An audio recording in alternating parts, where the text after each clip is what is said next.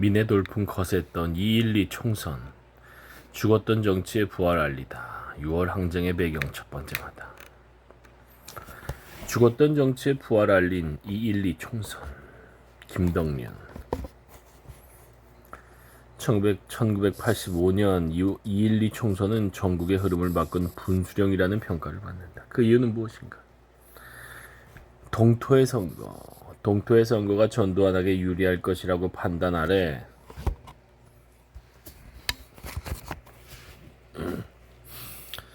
1985년 2월 10일 겨울철 치러진 국회의원 선거는 사실상 전두환 신군부 집권 제2기로 들어가는 선거였다. 유신체제가 제2기로 들어가는 총선 1978년 12월 12일에 치러진 선거가 유신체제를 붕괴시키는 도화선이라고나 할까? 단초가 됐다고 전에 얘기하지 않았나.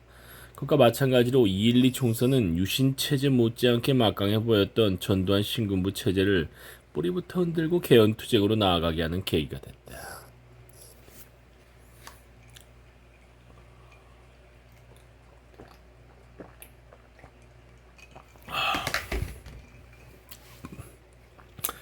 (1978년) 12.12 선거 때는 긴급조치 구호도 있고 유신체제이기도 해서 선거운동에서 정치라는 게 없었다. 무슨 말이냐 하면 정치라는 게 없었다. 유신체제에 대해 얘기할 수 없었다. 그것에 대해 잘못 말하면 유언비어 유포 혐의로 잡혀갈 수 있었다. 긴급조치 구호가 시퍼렇게 도끼를 내뿜을 때 아니었나. 그래서 투표장에 나온 사람들이 그때 투표율이 높았는데 이심전심으로 자신들의 의사를 투표장에서 표현하는 방식이었다. 그랬는데도 야당인 신민당이 여당인 공화당을 득표율에서 앞지르는 놀라운 결과가 나타났다. 1985년 2.12 총선 때에는 상황이 조금 달랐다. 2.12 총선 유세장은 전두환 정권을 강도 높게, 물론 일정한 한도 내에서 그럴 수 있었지만 비판하고 광주악셀에 책임을 묻는 장소가 됐다. 1985년 2.12 총선. 그런 점에서 2.12 총선은 1972년 유신 쿠데타 이후 죽었던 정치가 되살아나는 시대로 들어가기 시작했다는 것을 말해주는 선거이기도 했다. 선거가 얼마나 중요한가? 민심을 표출하는 중요한 계기로 얼마나 의미있게 작용하는가를 12.12 선거 못지않게 2.12 선거는 똑똑히 잘 보여줬다. 2.12 선거에서는 신민당이 돌풍을 일으키지 않았나. 이 선거에서 신민당이라는 신당이 크게 바람을 일으키고 각광을 받았는데 먼저 신민당이 어떤 식으로 대우를 정비해 갔는가를 보자. 대우 정비.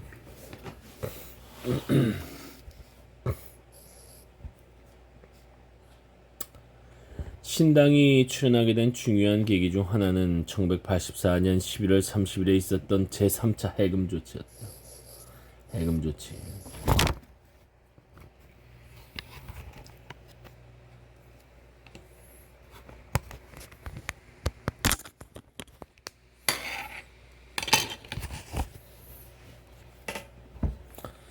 제3차 해금 조치는 전두환 정권이 12.12 총선을 앞두고 정치적으로 하지 않을 수 없었는데 2.12 총선, 12.12 총선 앞두고 정치적으로 1, 2차 해금에서 제외된 99명 중 84명이 이때 정치규제에서 풀려났다.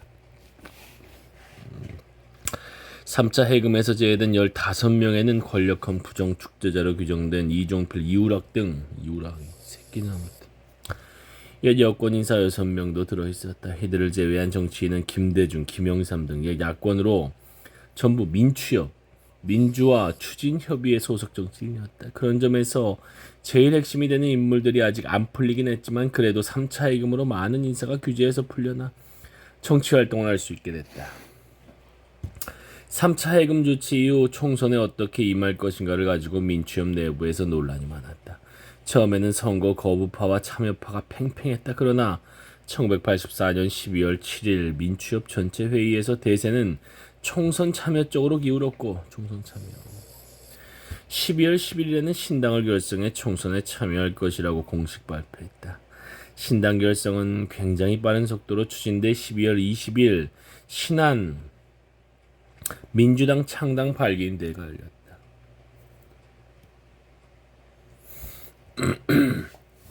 2.12 총선에서는 학생들이 대단히 중요한 역할을 했다. 학생들 역시 학생들이에요.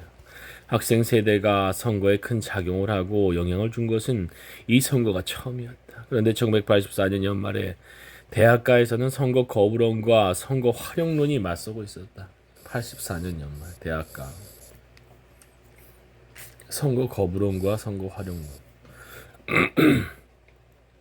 선거 거부를 역설한 쪽에서는 1985년 총선이라는 건 민정당과 군부의 장기 독재로 가는 포석에 지나지 않으며 김영삼과 김대중의 신당, 미국, 일본과 야합할 가능성이 있다고 봤다. 야합 가능. 이들의 주장에는 의회주의라는 건 계량주의에 지나지 않고 모순을 궁극적으로 해결하기 위해서는 기층 민중의 역량 강화가 더 중요하다는 것이 전제로 깔려 있었다. 이와 달리 선거 활용론 쪽에서는 전두환 정권의 폭력성을 폭로하고 민주화 문제, 민중 문제를 부각할 수 있는 통로로 2.12 총선을 활용할 수 있다고 주장했다. 학생들이 선거에서 대단히 중요한 역할을 하고 그러려면 선명 야당 돌풍이 일어나리라고는 이들 참여파도 전혀 예상하지 못했다.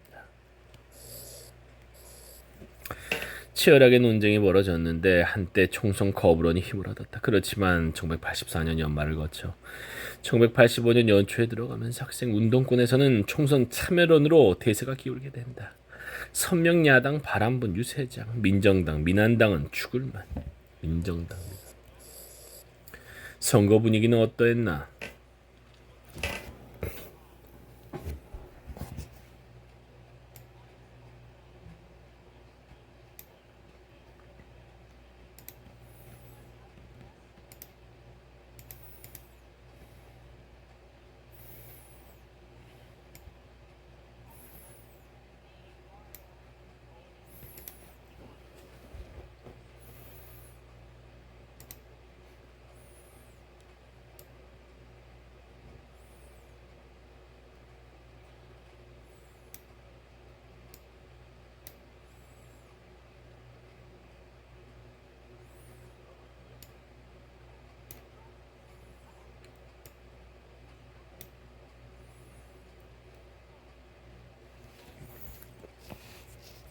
전두환은 추운 날씨를 택하는 것이 민정당의 추운 날씨 유리할 것으로 보고 선거일자를 2월 12일로 정했다. 2.12 총선 추운 날이 왜 민정당이 유리할 것으로 봤지? 그러나 추운 겨울이기 때문에 선거 참여를 안 하니까 추운 겨울이기 때문에 선거 바람이 잘 일지 않을 것이라고 판단한 건 오산이었다. 2.12 총선.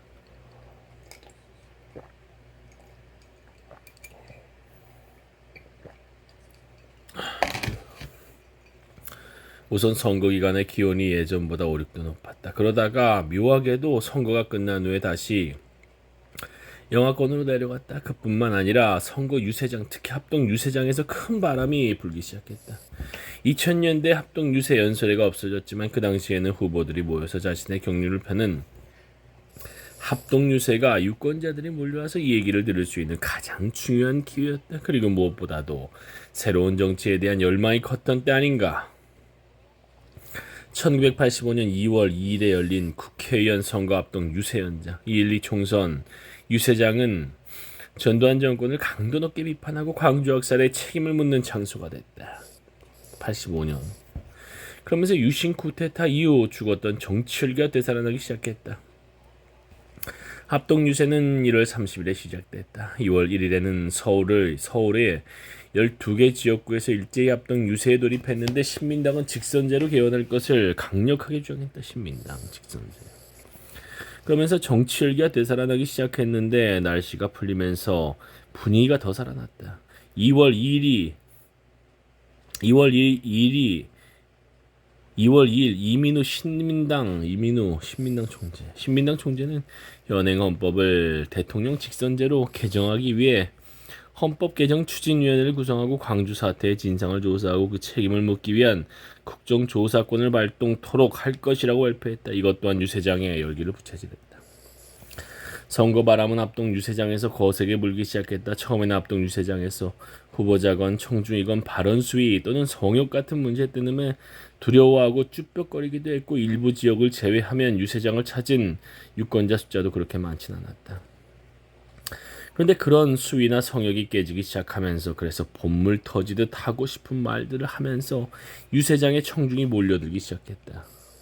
1972년 유신 쿠데타 이래 정치권에서 언로가 꽉 막혀 있는데 이게 단숨에 트이면서 정치 쟁점이 부각되기 시작했다. 그렇게 되자 유세장에 가면 들을만하다라는 얘기가 나더라고. 그러면서 유세장에 오는 사람들 숫자가 폭발적으로 늘어났다. 특히 젊은이들이 유세장이 많았는데 그 중에서도 운동권 학생들의 야유가 유세장 분위기를 달구고 바람이 일게 하는데 상당히 큰 역할을 했다. 운동권 학생들 어떤 야유를 퍼부었나. 유세장에서 민정당을 1중대로 1중대, 민정당을 1중대, 민한당을 2중대, 국민당을 3중대로 야유하는 소리. 이게 단골 메뉴였다. 당시 20, 30대 유권자가 전체 유권자의 58%를 차지했는데 학생들은 유세장을 돌면서 군부 독재 재집권 결사 반대, 민정당, 민한당 반대, 민중 생존권 쟁취를 주요 구호로 외쳤다. 학생들은 KBS 9시 뉴스 땡 하고 밤 9시를 알리면 전두환 얼굴이 등장한다고 해서 이것을 땡전 뉴스라고 불렀는데 믿는 사람 손들어보라. 요즘 박사회 육사 있다더라. 헌법에는 대한민국이 민주공화국이라고 했지만 실제는 군사공화국이다라고 외쳤다. 그뿐 아니라 광주 사태 최고 발포 명령자는 누구인가? 이때는 나중처럼 전두환이라고 직접 언급하진 못했지만 그렇게 소리소리 지르면서 계속 구호를 외쳤다. 대도시 유세장에서 학생들이 민한당, 민정당 타도나 배격을 연호하며 일제히 우 하고 야유를 보내면 막 연설을 하고 있던 민한당 후보들은 폭음을 울리고 고막이 찢어지는 듯해 뭐라고 응수해야 할지 몰랐다. 민정당 후보들도 당황했다. 학생들은 대도시 유세장 곳곳에서 바람을 일으키고 다녔다. 학생들의 역할이 컸구만. 민한당의 한 중진은 당시 민한당 상태를 이렇게 표현했다. 유세장에 몰려든 인파의 뜨거운 열풍이 민한당한테는 생기를 잃어가는 나뭇잎에 몰아치는 초겨울 바람과도 같았다. 또한 시민들은 신민당의 직공법의 갈채하고 환성을 올렸다. 2주 가까이 계속된 합동연설에는 날이 갈수록 열기를 더했다. 합동유세장에서도 그렇고 거리에서도 그랬지만 김대중, 김영삼의 인기는 2.12 선거 과정에서 최고로 올랐다. 선거 공부조차 볼 시간이 없을 정도로 바빴던 노동자들도 진짜 야당은 어디래? 라고 물으면서 선명 야당을 찾았다. 이런 분위기 속에서 민한당 후보들은 바람에 낙엽이 쓸려가듯이 도처에서 쓸려갔다. 인기 치솟은 김영삼과 김대중, 이보다 더 좋을 순 없다. 양김의 인기 어느 정도였나. 해금되지 않아 정치 활동을 할 수 없었던 김영삼, 김대중은 이 선거에서 최고의 정치인으로 부각됐다. 아마 양김은 생애 최고의 감동을 받지 않았을까 싶다. 생애 최고의 감동.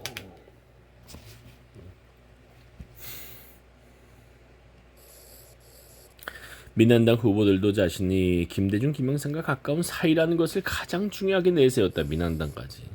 제2중대가 야당 후보 팜플릿에 가장 많이 등장한 것은 김대중, 김영삼과 함께 찍거나 찍힌 사진이었다.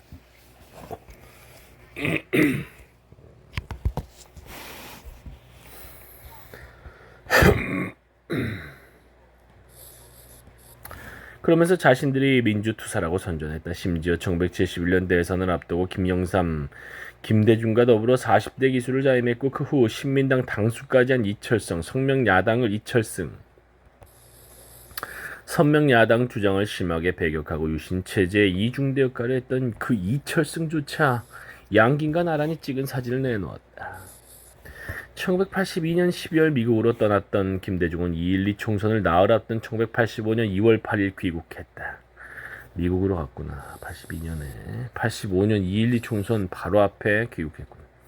이날 민한당 후보들도 멀리 지방에서까지 올라와 김포공항으로 몰려왔다. 김대중과 사진 한 장이라도 같이 찍으려고 바쁜 선거 일정을 팽개치고 몰려든 것이었다.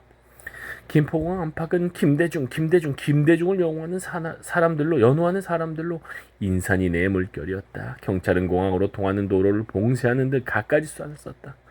그렇지만 곳곳에서 공항으로 가자고 하면서 몰려드는 사람들의 행진을 막을 수가 없었다. 환영장에 나온 인파는 김대중이 입국장에 나오기만을 손꼽아 기다렸다. 1985년 2월 8일 미국서 귀국하는 비행기 안에서 외신 기자와 인터뷰하는 김대중. 김대중은 2월 8일 오전 11시 40분 꿈에도 그리던 고국 땅을 밟았다. 그런데 공항 건물에 들어서자마자 갑자기 사법경찰이 뛰쳐나와서 일반 승객과 김대중 일행을 갈라놓은 다음 김대중과 그의 부인을 에워쌌다. 김대중과 이호는 미국에서 출발할 때부터 동행한 인사들이나 취재진과도 강제로 떨어질 수밖에 없었다. 경찰은 이들을 마이크로버스에 강제로 태우고 이동했다. 입국 수속도 없었다. 마이크로버스 안에는 커튼을 쳐놓아서 김대중이 밖을 쳐다볼 수도 없었다.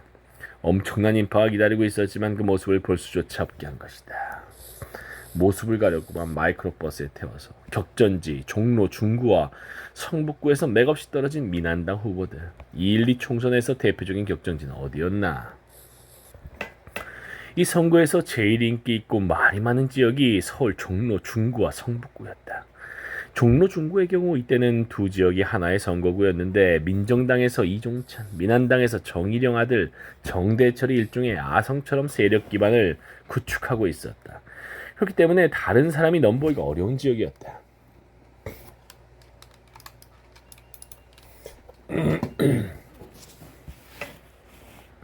그러나 김영삼은 2.12 총선에서 승부처를 종로, 중구로 잡았다. 역시 김영삼다운 정치 감각이었는데 당시 종로, 중구는 한국 정치 1번지로 불리고 있었다. 김영삼은 이민우를 이쪽으로 내보내야 한다고 생각했다. 그래서 지구당 창당대회 순회차 경상도에 가 있던 이민우에게 김덕용 비서실장을 보냈다. 종로, 중구에 출마하라는 얘기를 들은 이민우는 고의를 넘긴 나를 사지로 보내려 했냐고 하면서 펄쩍 뛰었다. 김영삼은 자신이 직접 만나는 수밖에 없다고 판단하고 부산행 비행기에 올라탔다. 이민우가 펄쩍 뛰었구만. 두 사람이 경론을 벌인 끝에 결국 자정 무렵이 돼서야 이민우가 출마하겠다고 했다. 이때가 1985년 1월 11일인데 일주일 후인 1월 18일 신한민주당이 창당되고 이민우가 총재에 추대된다.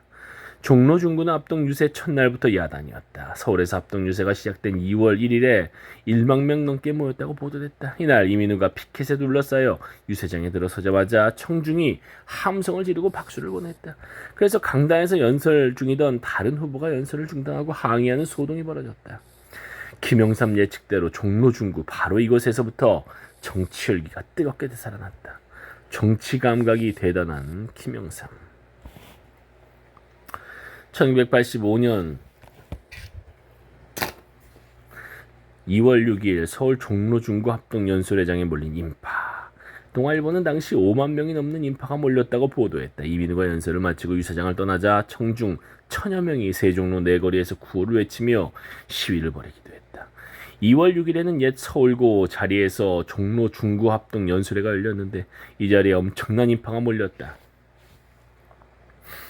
동아일보는 5만 명이 넘는 인파가 몰렸다고 보도했고 김영삼 회고록에는 10만 인파가 운집했다고 쓰여있다. 1971년 대통령 선거 때 1971년 장충당 김대중 후보 유세에 정말 많은 사람이 모여들었는데 그 선거 이후 2월 6일 이날 유세장에 사람이 제일 많이 모였다. 이날 이민우가 연설을 마치고 유세장을 나서자 청중 1만여 명이 뒤따라 나왔다.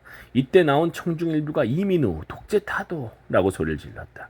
그중 1000여 명은 세종로 내거리에 이를 무렵 차도에서 스크럼을 짜고 인도에서도 구호를 외치며 시위를 벌였다.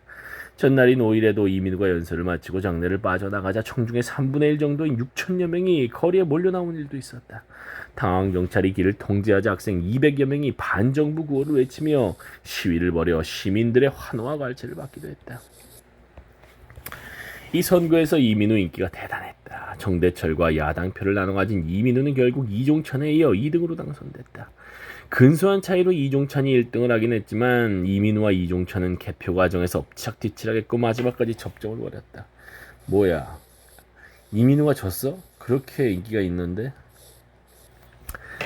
중구에서 부친 정일영의 강력한 기반을 이어받은 정대철은 떨어졌다. 정대철은 떨어지고 이종찬은 붙었구나. 1950년대 후반의 민주당 구파였고 그 후 유진상과 밀접한 관계를 유지한 이민우는 상당히 보수적인 인물로 분류된다. 그런데도 2.12 총선에서 이민우가 그 정도 인기를 누렸다는 건 전두환 정권 및 관제 야당에 대한 반발이 그만큼 강했음을 보여준다. 이민우 보수 세력이었구만. 그런데도 한 건 상대적으로 전두환 군부 독재 및 관제 야당에 대한 반발. 관제 야당. 표현 좋아. 관제 야당. 성북구의 신민당 후보는 민청학령 사건. 민청학령 사건 1974년에서 사형 선고를 받은 바 있던 이철이었다. 이철은 재야 인사들과 신민당에서 거의 반강제로 출마를 요구해 후보로 나서게 됐는데 정치 사형수 이철 성북에 돌아오다 라는 구호를 내걸고 선거 유세에 돌입했다. 민청학령 사건. 사실 사형 선고는 비상보통군법 회의에서 받은 것이고 그 후 국방부 장관 확인 과정에서 무기징역으로 감형됐는데 사람들한테 제일 인상적인 게 군사재판정에서 사형 선고를 받은 것이라 그렇게 구호를 내세웠다. 정치 사형수 이철 성북에 돌아오다. 민청학령 사건. 영국 시인 바이런이 어느 날 아침에 깨어버리 유명해져 있더라 라는 말을 했지만 바이런 이철 후보는 성북구에 등장하고 나서 바로 유명해지기 시작했다. 수백 명의 대학생들이 도시락을 싸들고 나와 성북구 유세장마다 돌아다니며 이철을 목마까지 태웠구만.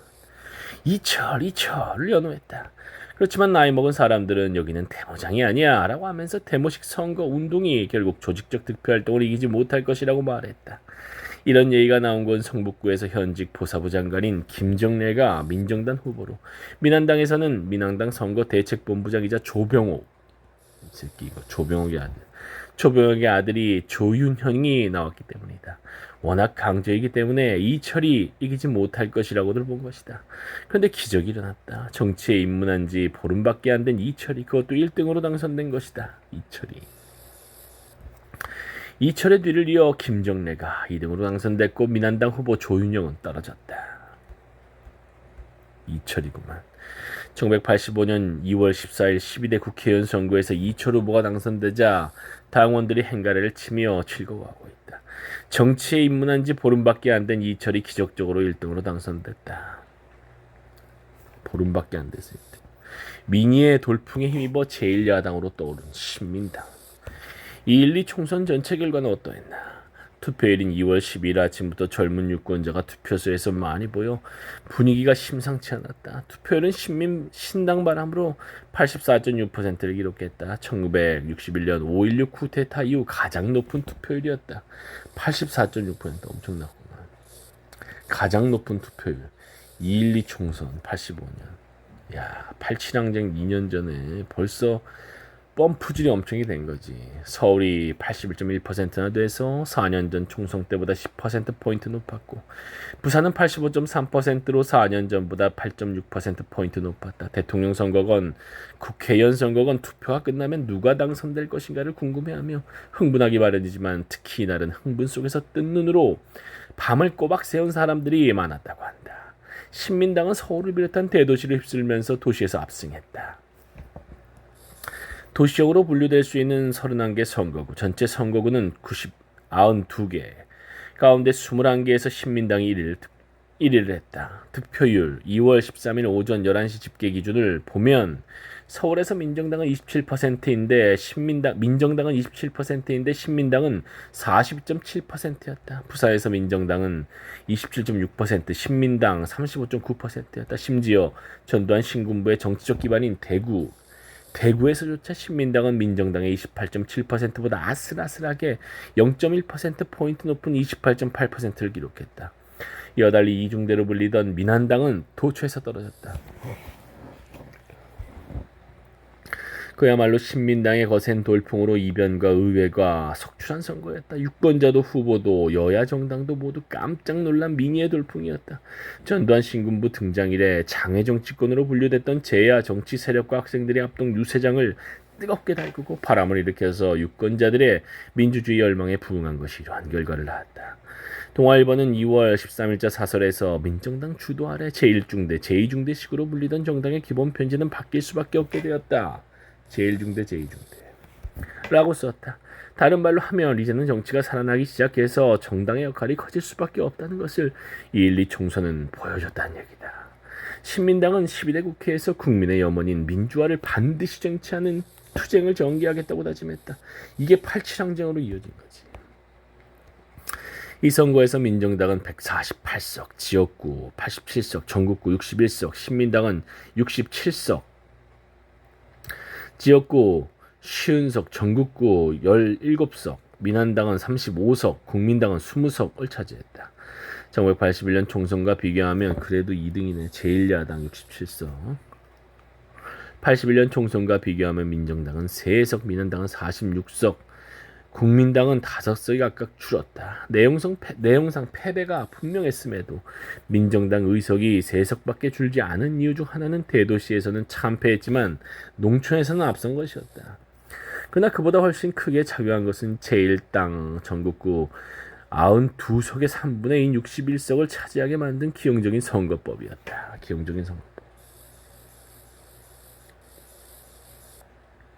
제1당이 전국구의 3분의 1.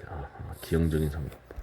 그 덕분에 민정당은 득표율에서 신민당을 6%포인트밖에 앞서지 못했는데도 신민당보다 81석이나 많은 의석을 차지할 수 있었다.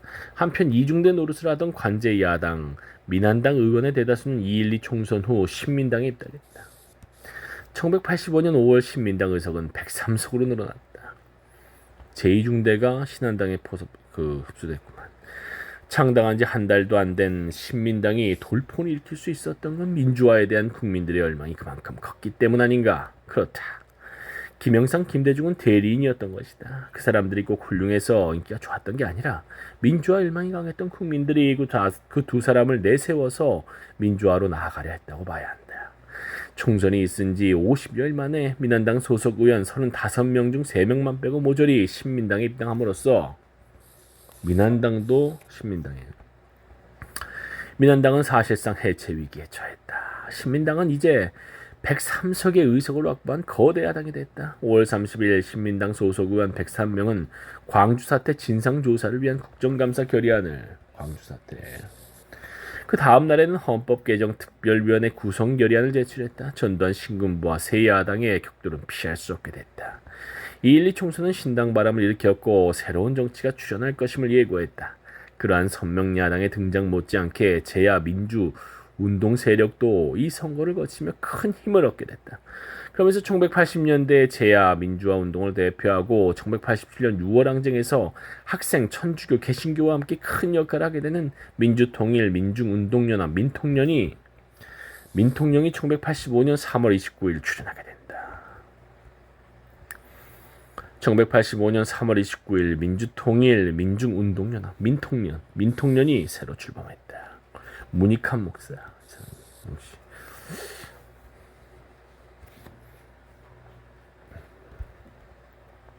이1 2 총선 한 달 후 제야의 중심축 민통련의 탄생. 문익환 목사. 문 뭐였지? 기억이 안 나네. 문성근 맞나? 민통련은 어떤 과정을 거쳐 결성됐나? 민통련은 1984년 6월에 조직된 민중민주운동연합회와 1984년 10월에 조직된 민주통일국민회의가 통합한 단체였다. 민주운동협의회는 천주교 정의 구현 전국사재단, 한국노동자복지협회, 카톨릭농민회 자유실천 문인협의회, 민주언론운동협의회, 민주화운동 청년연합, 민청년 등 청년, 노동자, 농민, 제야, 종교계, 민주화운동단체 12곳이 참여했다. 민주운동협의회 출연은 과거에 민주화운동단체가 명망가 중심으로 이루어지고 활동했던 것과 달리 이제 조직적 역량을 갖춘 단체가 큰 역할을 하게 될 것임을 말해줬다. 민주통일국민회의는 문익환, 개훈재, 백귀환이 주요 간부인 것을 알 수 있듯이 제야 원로들과 청년 활동가들이 결합해 만든 단체였다. 특별히 기억할 만한 것은 두 단체 모두 통일을 대단히 중시하고 통일과 민주화가 별개의 것이 아니라 상호 긴밀한 관계를 가지고 있음을 강조했다는 점이다. 통일이 실현되지 않고는 분단 극복이나 민족 해방, 민족 자주가 이루어질 수 없으며 민주화의 길을 통하지 않고는 분단 극복 및 민족 통일을 성취할 수 없다는 입장을 취하고 있었다. 단체 이름에도 민주통일국민회의의 경우 통일자가 들어가는데 새로 조직된 민통련도 단체 이름에 통일이 민중과 함께 들어가 있을 정도로 통일, 민족, 자주를 중시했다. 민족 문제가 1980년대에 중요하게 등장했음을 보여주는 모습이었다. 사실 통일 문제는 1970년대 초에 이어 1970년대 후반에 많이 등장했는데 1970년대 후반에는 주로 해외에서 강조되었고 국내에서 통일 문제와 관련된 움직임이 나타나는 건 1983년, 84년부터라고 봐야 한다. 1970년대 말에서 80년대 전반기에 통일 문제가 부각된 것은 박정희 유신 권력이 특히 심했지만 분단을 이용해 안보 논리를 조작해서 통일운동만 탄압한 것이 아니라 민주화운동, 민중운동을 탄압하고 반공 반북으로 국가와 사회의 병영화를 획책한 것도 주요 요인이었다. 민통년은 2.12 총선을 통해 드러난 국민들의 민주화 열망에 부응해 범민주 세력의 전열을 정비하고 군사독재 종식을 위한 민주, 민권, 민족 통일운동에 총력을 기울일 것을 결의했다. 민통년에는 민중민주운동연합회에 들어가 있었던 전국 단위 단체들이 거의 대부분 들어왔다. 그와 함께 역시 민중민주운동협의회에 들어가 있었던 지역단체들이 민통년 서울지부, 경북지부, 경남지부, 강원지부의 이름으로 참여했다. 민중민주운동협의회에 들어가 있었던 단체 가운데 민청년들은 나중에 민통년에 합류하게 된다. 1985년 9월 20일 민통년 확대 개편대회가 열렸는데 이때 민청년, 민중불교연합, 서울노동운동연합 선호련이 가입했고 개신교 운동단체들도 참여했다. 그리고 지역운동단체가 6개 더 추가돼서 인천, 충남, 충북, 부산, 전북, 전남 등의 지역운동단체가 민통년에 들어왔다.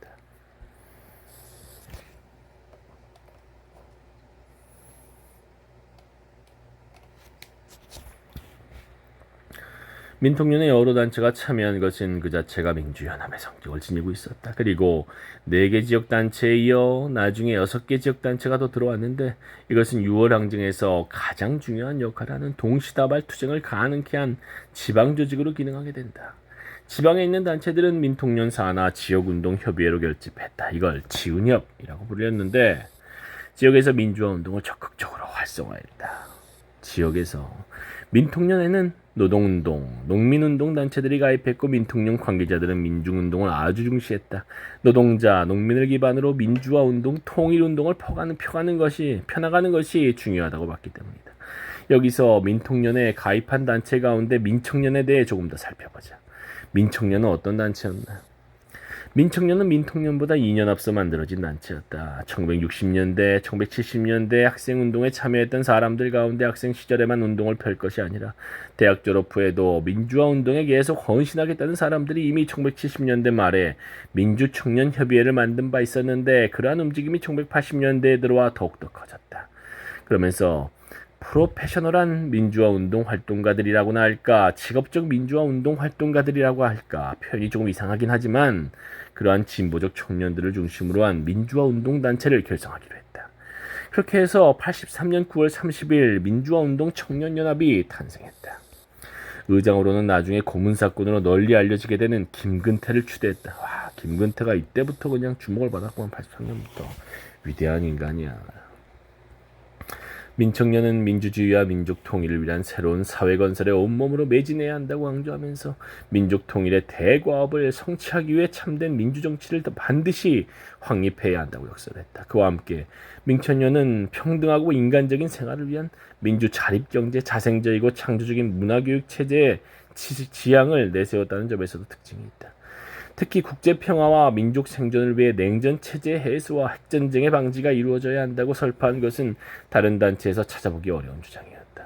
민청년은 정당처럼 자신들이 목적한 바를 분명하게 정립하고 있었고 기관지 등을 통해 운동 이론, 투쟁, 변혁 이론 정립에 큰 힘을 쏟았다. 민청년은 투쟁성 회복과 내부 역량 체계와 다른 민주, 민족, 민중단체와의 연대를 중시했고 그러면서 운동 노선 모색과 방법의 개발을 위한 조사 및 연구활동을 활발히 전개하기 위해 결성 다음 해인 1984년 3월부터 기관지로 민주화의 길과 민중신문 등을 발간했다. 이것을 통해 민청년은 국내외 정세를 분석하고 이를 토대로 민중운동, 민주화운동이 나아가야 할 방향을 제시하면서 관제 언론에 대항하는 선전 활동을 전개했다. 관제 언론에 대항. 노동운동의 한 획을 그은 1985년 구로 동맹파업과 대우차 파업. 6월 항쟁의 배경 두 번째 바다. 전두환 정권의 민주노조 파괴, 노동자 2번 죽인 블랙리스트. 김덕년. 87년 6월 항쟁에 이어 7, 8, 9월 노동자 대투쟁이 일어났다. 87년 이후에 7, 8, 9월 노동자 대투쟁이 6월 항쟁과 짝을 이뤄 일어난 데에서도 상징적으로 드러나듯이 독재 타도 문제와 더불어 노동 문제는 1980년대 민주주의를 향한 고투의 양대축을 이뤘다고 할 수 있다. 여기에서는 노동자 대투쟁 이전 노동운동 상황이 어떠했는지를 짚었으면 한다. 노동자 대투쟁 노동운동이 1980년대 중반에 어떻게 전개되는지 살펴보자. 노동 문제에 대해서는 노동 전문가 이원보, 노광표가 쓴 글을 많이 참조했다. 노동 전문가. 전두환 신군부 정권은 80년 12월 제3자 개입 금지 조항, 대문 못하게 하려고 신설하는 등 노동관계법을 개약했다. 노동관계법 개약 80년에. 또한 소위 노조 정화 작업을 통해 민주노조를 혹독하게 탄압했다. 일부 민주노조 활동가들을 삼천교육대로 끌고 가서 이른바 순화교육이라는 걸 받게 하기도 했다. 삼천교육대까지. 82년 11월에는 원풍 모방 노조의 핵심 간부 11명을 전원 체포하면서 80년부터 계속된 원풍 모방 노조 파괴 작업을 마무리했다. 이것은 70년대에 적극적으로 활동했던 민주노조들을 파괴하는 작업이 일단락됐음을 뜻했다. 이러한 상황에서 80년대 노동운동이 새롭게 전개됐다. 원풍 모방 노조 파괴 작업이 일단락되고 나서 1년쯤 지난 83년 말, 84년 초에 블랙리스트 철폐 투쟁이 전개됐다. 블랙리스트. 원풍 모방 노조 파괴 작업. 원풍 모방. 악명 높은 블랙리스트는 1978년에 본격적으로 모습을 드러냈다. 블랙리스트. 그해 2월 21일 동일방직 여성 노동자들에게 똥을 바르고 똥물을 뿌리는 정말 있을 수 없는 추악한 행태가 일어나지 않았나. 그러고 나서 그해 4월 서민노조 위원장 김용태가 동일방직 해고 노동자들을 대상으로 블랙리스트를 작성, 전국 사업자에 배포하면서 이 문제가 시작됐다. 김용태, 서민노조 위원장 김용태. 블랙리스트는 전두환 신군부 정권에 들어서서 더 큰 규모로 작성되고 활용됐다. 이 블랙리스트에 한번 오르면 해당 노동자는 취업을 거부당했고 아주 힘들게 취업되더라도 갖가지 이유로 바로 해고를 당했기 때문에 살아갈 길이 막혔다. 한마디로 해고 노동자들의 밥줄을 끊어놓았다. 78년 동일방직에서 해고된 노동자 등 6명이 83년 10월 인천 지역 공장에서 해고되는 일이 일어났다. 다른 여러 곳에서 또 민주노조 활동을 했던 노동자들이 해고되는 일이 발생했다. 그러면서 블랙리스트 문제가 부각되고 철폐투쟁이 전개됐다. 카톨릭 노동청년회 지호세 전국평의회는 83년 12월 부당 해고자 복직, 블랙리스트 철폐 등을 요구하며 단식투쟁에 들어갔다. 종교단체와 민권운동단체들은 84년 1월 민주노동자 블랙리스트 문제 대책위원회를 구성해 활동에 들어갔다. 그렇지만 블랙리스트 철폐운동이 일반 노동자들 속으로 널리 확산되지 못했다. 노동자들이 민주노조 활동을 한 것을 문제 삼아 블랙리스트를 작성하면서 생긴 중요한 문제였지만 주로 해고 노동자들의 문제로 인식되면서 그렇게 됐다. 노동운동 지원 조직체로 노엽 탄생 가열한 청계 피복노조 합법성 쟁취투쟁. 청계 피복노조. 전두환 신군부는 70년대 민주노조들을 무지막지하게 때려잡았다. 그렇지만 민주적인 노동운동 조직을 만들려는 노력은 계속되지 않았나. 전에 항림 사건을 다룰 때 민중해방이라는 변혁 지향적 관점에서 노동자와 지식인이 결합한 비공개 조직을 건설하려 했던 전민노련 전국 민주노동자연맹이 80년 5월 초에 결성됐다고 얘기하지 않았나. 81년 2월에 결성된 전민학년 전국 민주학생연맹과 연결된 노동쪽 조직이었는데 전두환 신군부 정권은 전민노련 사건을 일으켜 전민노련 사건. 전국 민주노동자연맹 전민노련 사건을 일으켜 관계자들을 혹독하게 고문하고 전민노련을 탄압했다. 그 외에도 노동운동 단체를 만들려는 활동은 계속됐다. 83년 말 유화국면으로 접어들면서 1970년대 민주노조 운동의 경험을 토대로 노동운동을 지원할 조직체가 만들자는 움직임이 나타났다. 그러면서 84년 3월 2천여 명의 노동자, 학생, 시민들이 모여 한국노동자복지협회, 약칭 노협을 결성했다. 한국노동자복지협회, 노협. 노협에는 원풍모방, 동일방직, 청계 피복, 반도상사, YH무역, 컨트롤데이터, 한일공업, 고려 피역, 서통, 동남정기 노조 등 1970년대에 가혹한 탄압 속에서 활동했던 민주노조 간부들이 다수 참여했고 대학생 출신 활동가들도 적지 않았다. 1970년대 민주노조 간부들이 대거 참여했다는 점에서 과거에 볼 수 없는 새로운 노동운동 조직이었다. 노엽은 민주노동을 기간지로 발간하면서 교육, 선전, 상담, 법정 투쟁 지원, 블랙리스트 철폐 투쟁 등의 활동을 전개했다. 그와 함께 청계 피복노조 합법성 쟁취투쟁, 노동법 개정운동을 펼쳤다. 그렇지만 노엽은 현장 대중조직을 기반으로 한 것이 아니라 해고된 민주, 노조, 간부와 활동가로 조직됐기 때문에 현장 노동자들과 유기적으로 결합해 활동하기가 어려웠다. 1985년 10월 28일 종로구청의 청계 피복 노조 사무실 폐쇄 위협에 항의하는 청계 피복 노동자들. 노엽의 활동 중 하나로 청계 피복 노조 합법성 쟁취 투쟁을 얘기했는데 그 부분을 조금 더 살펴보자. 청계 피복 노조 합법성 쟁취 투쟁. 청계 피복 노조.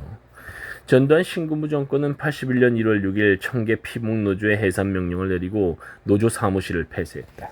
81년 1월에 청계 피복노조. 청계 피복노조는 해산 명령을 거부하고 치열하게 싸웠다. 그 과정에서 많은 사람이 구속되기도 했다.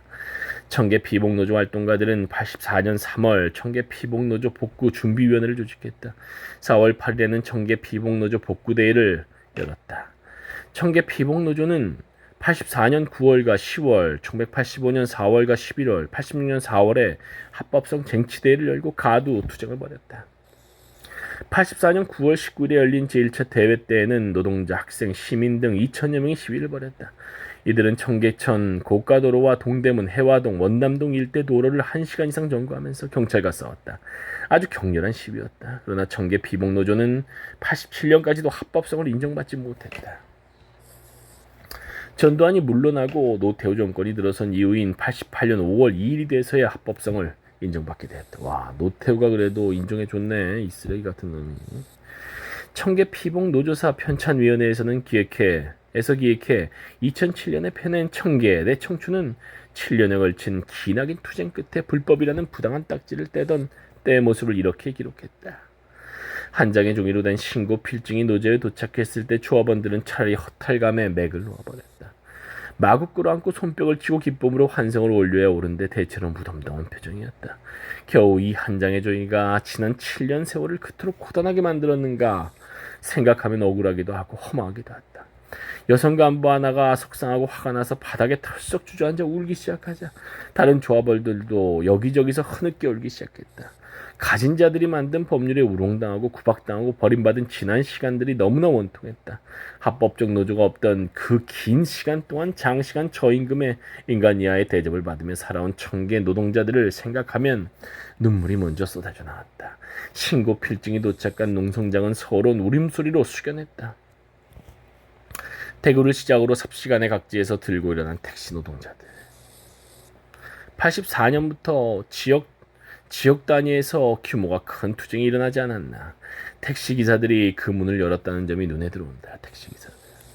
1984년 5월 25일 새벽 대구 택시 노동자들이 연좌농성을 벌이며 파업에 들어가 대구 시내 교통을 마비시켰다. 노동자들은 과중한 산학금이나 노조 탄압 중지 등을 요구했다. 대구 택시 투쟁은 삽시간에 부산, 경상, 구미, 대전, 포항, 서울, 광주, 영주, 강릉 등지로 확산됐다. 그러면서 각지에서 노조가 많이 결성됐고 노동 조건도 부분적으로 개선됐다. 대구의 경우 파업에 돌입한 5월 25일에는 택시 노조가 12개였는데 7월 중순에는 50여 개로 늘어났다. 택시 노조. 전국적으로 84년 4월 말 330개였던 택시 노조가 6월 말에는 423개로 늘어났다. 야, 전두환 때인데도 끊임없이 투쟁이 있었구만. 다른 노동 부문보다 먼저 나서서 투쟁의 선두에 선 것은 불합리한 산학금 제도.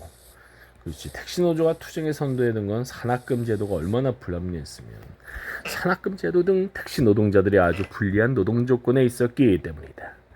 그것에서 비롯된 불만을 바탕으로 강력한 투쟁을 벌일 수 있었다. 84년 11월 30일에는 서울 민경교통 기사 박종만이 노동 탄압 중지를 요구하며 분신 자살로 항거하는 일이 발생했다. 자, 얼마나 산학금이 뭐 어떻게 잘못된 거야 이거.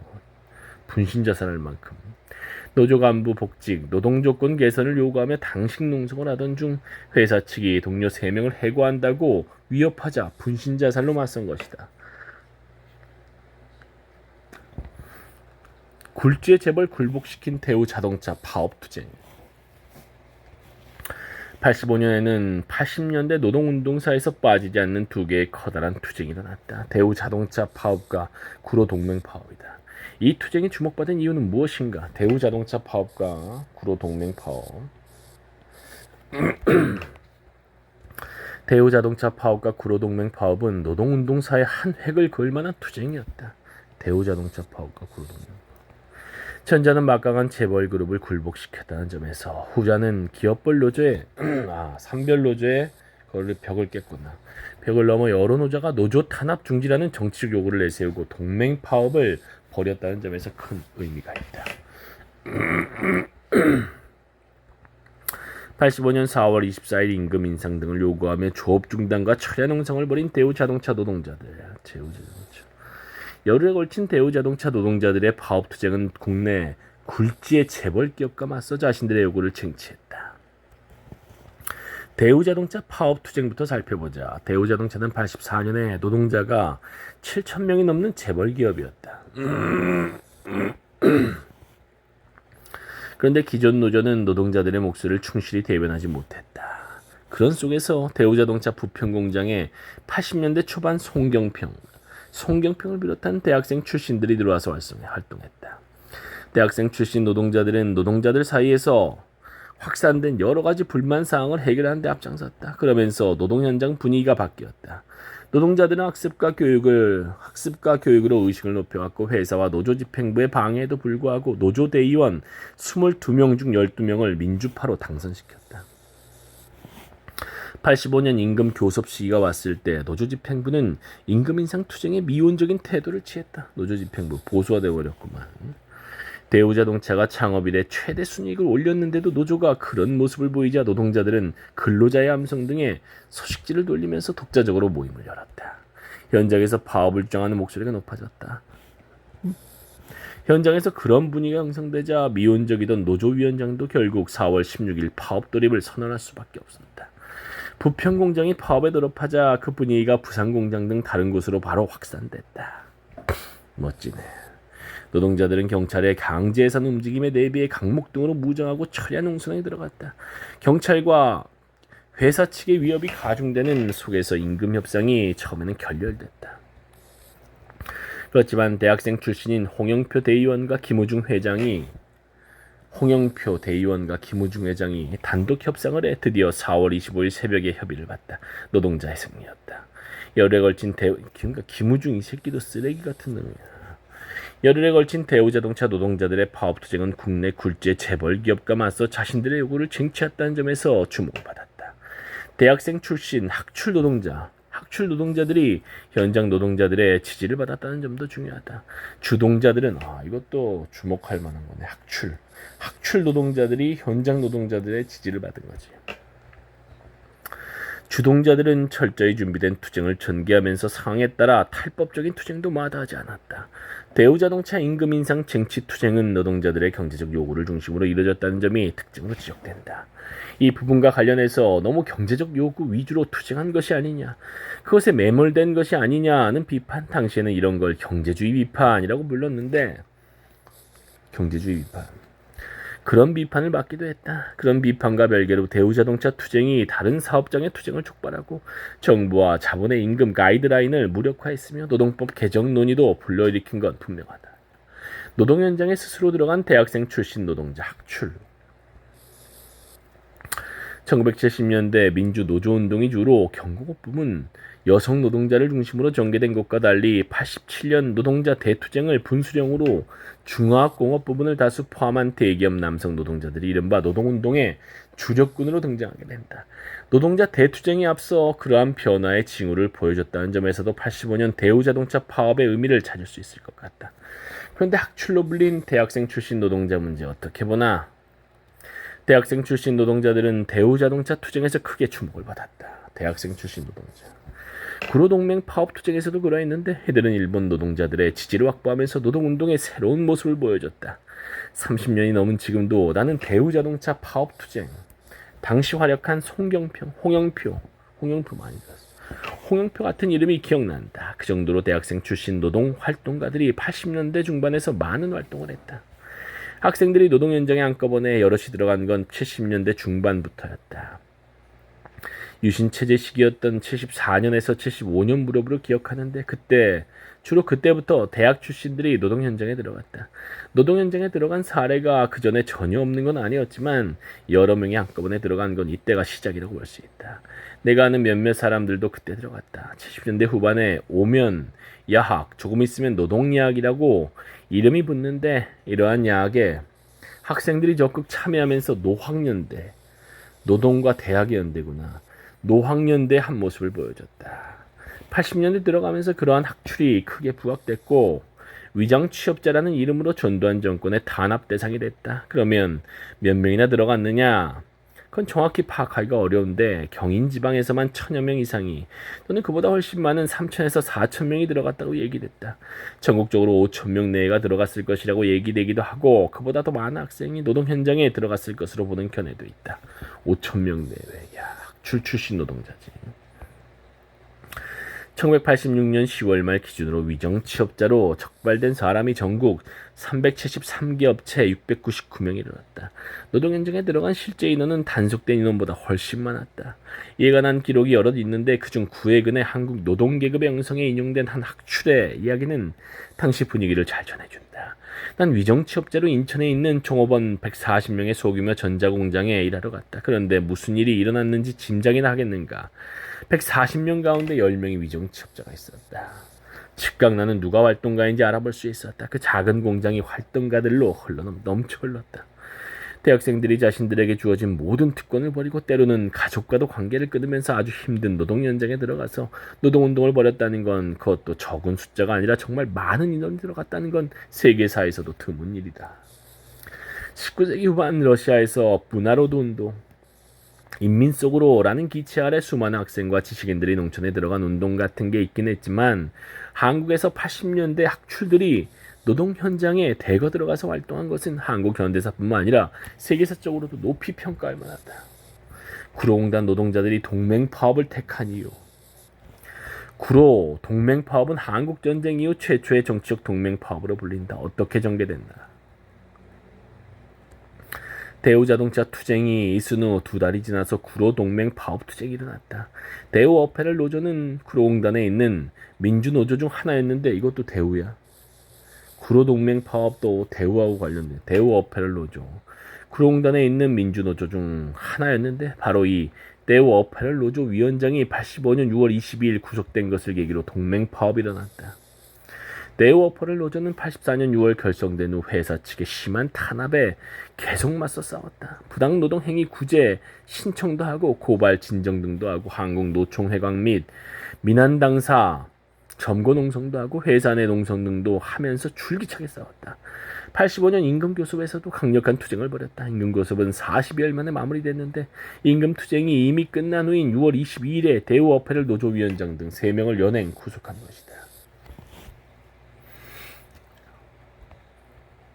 이틀 후인 6월 24일 대우 어페럴 노동자들은 파업 농성에 들어갔다. 같은 날 가리봉전자 노조, 효성물상 노조, 선일 섬유노조도 대우 어페럴 노동자들과 함께 파업에 돌입했다. 대우 어페럴 및 그 주변 업체들에서 일하던 노동자들이 동맹 파업을 벌인 것이다. 동맹 파업을 결정한 데에는 이유가 있었다. 대우 어페럴 노조에 대한 경찰의 탄압은 대우 어페럴 노조만의 문제가 아니며 구로공단의 민주 노조들을 각계 격파하기 위한 첫걸음이라고 본 것이다. 구로공단의 민주 노조들. 전두환 신군부가 1970년대에 활약한 민주노조들을 80년부터 82년까지 하나하나 깨뜨린 것처럼 이번에는 구로공단의 민주노조들을 겨냥해 그렇게 하려 한다고 판단한 것이다. 그래서 개별적으로 당하지 말고 뭉쳐서 싸우자 이렇게 된 것이다. 그래서 동맹파업이 가능한 거야. 상별노조가 아니고. 85년 6월 구로 동맹파업 당시 공장 창밖으로 현수막을 내건 대우 어페럴 노동자. 멋지네. 동맹파업 돌입 후 남성전기, 세진전자, 롬코리아 노제 등으로 연대투쟁이 확산됐다. 그러면서 동맹파업 연대투쟁을 전개하는 노조가 10개, 노동자는 2,500여 명에 달했다. 민주화 운동단체들과 종교단체들은 지지투쟁을 전개했다. 6월 26일에는 학생, 청계 피복노조, 민청년 등이 주축이 돼서 가리봉 5거리에서 시위를 벌였다. 가리봉 5거리. 구로동맹 파업은 6월 24일부터 29일까지 6일 동안 계속됐다. 전두환 정권은 강목과 쇠파이프로 무장한 깡패와 사원을 가장한 사법경찰을 동원해 폭력으로 대우어패를 노조부터 차례로 농성을 제압 해산했다. 구로 연대투쟁으로 43명이 구속됐는데 이 중 9명은 지원투쟁을 하던 대학생이었다. 그리고 38명이 불구속 입건되고 47명이 구류 처분을 받았으며 700여 명이 해고 또는 강제사직을 당했다. 멸치는 비싸니 미원이나 넣어라. 노동자 분노 키운 자본의 오만. 구로동맹 파업은 대우자동차 파업과 달리 경공업 부문 여성 노동자들이 주축을 이뤘다. 여성 노동자. 구로동맹 파업. 그 점에서는 70년대 노조운동과 비슷한 면이 있다. 물론 동맹파업이라는 점, 그 이후 노동운동에 끼친 영향 등은 다르다. 어쨌건 그러한 구로동맹 파업의 밑바탕에는 한국 자본주의의 구조적 병폐인 저임금, 장시간 노동 및 차별이 자리하고 있었다. 대우어페럴의 85년 임금 교섭 과정에서 이 점은 상징적으로 드러난다. 노조는 설문조사와 근처 시장 조사를 바탕으로 최저 생계비를 산정하고 일당 1,080원을 인상해 최저 생계비의 70% 수준을 맞춰달라고 주장했다. 회사는 이를 일축했는데 구로 동맹파업 동지회와 구로 동맹파업 20주년 기념사업회에서 2007년에 펴낸 아름다운 연대에 따르면 그 대응 논리가 여러모로 인상적이었다. 월 4만 원이면 생활이 충분하다더라. 국 끓일 때 비싼 멸치 넣지 말고 미원 좀 넣어서 먹으면 돈이 덜 들지 않느냐. 왜 비싼 것만 먹느냐. 대응 논리가 개판이구만. 생계비를 이따위로 줄이라. 후자는 노조에서 작성한 최저 생계비 내역 중 한 달에 돼지고기 반근, 멸치 180g 부분을 문제 삼은 것이다. 그리고 월 4만 원이면 생활이 충분하다더라 라는 것이 얼마나 터무니없는 주장인지 84년 12월 19일 노동부가 발표한 85년도 임금조정 지도 지침만 봐도 알 수 있다. 이 지침에서 노동부는 월급 10만 원을 1985년 최저임금선으로 설정하고 우선 10인 이상 업체에서 이를 실시하도록 의무화하겠다고 밝혔다. 월급 10만 원 이상. 노동자는 뒷전이고 자본가를 편든다는 비판을 오랫동안 자초한 노동부, 그것도 전두환 정권의 노동부가 최저임금선으로 월 10만 원을 공표하는 상황인데도 회사는 4만 원이면 생활이 충분하다고 강변했다. 이건 대우어페럴이라는 특정 업체만의 문제가 아니었다. 구로공단의 다른 업체들은 말할 것도 없고 당시 한국의 기업들 상당수도 이와 별반 다르지 않았다. 열악한 노동환경에서 까닭없이 욕먹고 무시당하며 아래것 취급을 받는 것도 많은 현장에서 노동자들이 매일 감당해야 하는 현실이었다. 구로 동맹파업은 그러한 현실을 바탕으로 발생했다. 그렇지만 그렇다고 해서 자동적으로 업체 간 장벽을 뛰어넘어 동맹파업을 할 수 있는 건 아니다. 동맹파업을 가능하게 한 힘은 무엇이었나? 그리고 구로 동맹파업은 그 이후 노동운동에 어떤 영향을 끼쳤나? 구로 연대투쟁은 어느 날 갑자기 자연 발생적으로 일어난 게 아니었다. 각각의 민주노조가 자체 내에서 충실한 활동을 전개하면서 노조 간 연대 활동을 지속적으로 한 결과물이었다. 그 점이 중요하게 작용했다. 어떤 영향을 줬느냐? 이것에 대해 노동전문가 이원보는 구로 연대투쟁을 겪으면서 노조운동에서 한계를 느끼고 정치투쟁이 노동운동의 본령이라는 주장으로 선도적 정치투쟁을 내세우는 경향이 나타나게 됐다고 지적한다. 구로연대투쟁 이후 그러한 경향이 나타난 건 구로연대투쟁의 학출이 깊이 관여했다는 걸 보여준다. 이 당시 학출 노동자 상당수는 진보적 급진적 서적을 읽으며 정치투쟁 노선으로 기울었다. 그러면서 기존 노조나 노동운동이 경제주의 투쟁을 하고 있다고 강력히 비판했다. 그런 속에서 구로연대 투쟁 2달 후인 1985년 8월 선오련 서울노동운동연합이 결성됐다. 선오련 결성에 참여한 단체는 청계 피복노조, 노동운동 탄압저지투쟁위원회, 구로지역노조, 민주화추진협회, 연합, 노동자연대투쟁연합 등이다. 선오련은 선오련 신문을 발간했다. 선오련 신문은 86년 3월에 노동자신문으로 통합 개편됐다. 86년 2월에는 인천지역 노동자연맹, 민노령이 결성돼 선오련과 결합했다. 그렇게 결합한 조직은 약칭 서인노로 불렸는데 서인노는 고도로 무장된 전위들이 정치 조직을 만들어 선도적인 정치 투쟁을 해야 한다고 주장했다. 그렇게 해서 대중의 정치의식을 고양하고 정치투쟁에 참여시켜야 한다는 것이었다. 서인노는 정치투쟁을 강조하면서 전국적인 노동자 조직을 건설하려 했다. 그렇지만 이러한 서인노에 대해 남서울 노동운동연합, 남노련 같은 세력들은 반발했다. 그런 가운데 86년 인천 5.3 사태가 일어나게 되는데 이 사태를 계기로 전두환 정권은 노동운동 단체들을 대대적으로 탄압했다. 그러면서 서인노는 심대한 타격을 입었고 얼마 후에는 내부 논쟁이 격화되면서 소멸하기에 이르렀다. 학출 일부 과언이 있지만 그들의 헌신성은 높이 평가받을 수 있어. 학출 문제를 더 짚었으면 한다. 학출이 노동 현장에 대고 들어간다는 것에 대해 앞에서 높이 평가했다. 존재 이전으로도 불린 대학생 출신 노동자들의 헌신은 누구도 부인할 수 없는 사실이다. 그렇지만 긍정적인 영향만 끼친 건 아니지 않나. 예컨대 이념 과잉 또는 교조적인 경향에서 비롯된 부정적인 측면도 있지 않았나. 일부 학출에 대한 현장 노동자들의 반감이나 불신이 80년대 중반을 넘어서면서 여러 군데에서 노출된 건 사실이다. 그렇게 된 데에는 조심스럽게 얘기할 수밖에 없는 대목인데 지식인 노동자들에 대한 현장 노동자들의 거리감도 부분적으로 작용했다.